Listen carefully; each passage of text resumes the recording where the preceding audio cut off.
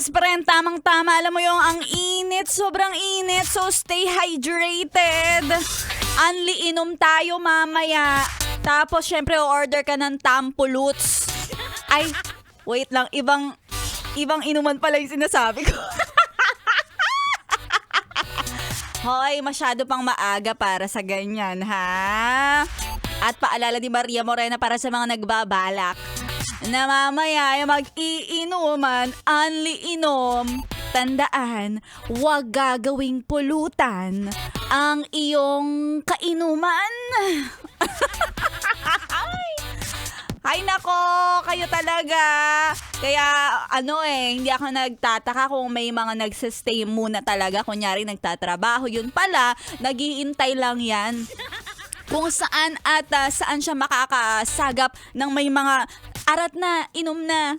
Ay nako, sinasabi ko sa'yo, ha? Ngayong mga ganitong panahon, dapat nag-iingat ka sa iyong katawan. Ang hinahydrate mo dapat ang iyong katawan sa pag-inom ng water, ha? At syempre dahil maaga pa eto, yes, Bren, hindi to masyadong maaga. Oo, tamang-tama lang, saktong-sakto lang na nandyan ka at nakikinig ka dahil may magandang announcement si Maria Morena para sa'yo. Eto na at malapit na ang ating...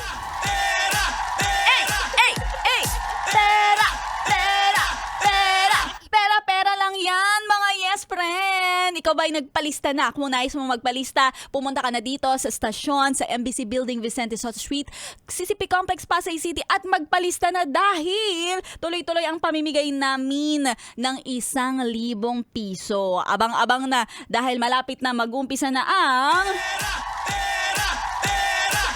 Pera lang yan. At syempre sa mga yes para natin na nakatutok dito sa 101.1 Yes FM, si Maria Morena, makakasama mo pa hanggang 3:00.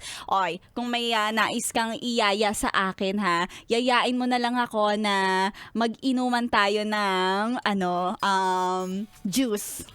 Sasamahan kita dyan, mag-juice tayo. Ay! Ituloy-tuloy mga pakikituta. Kasama pa ako hanggang 3:00 dito lang yan sa 101.1 Yes FM.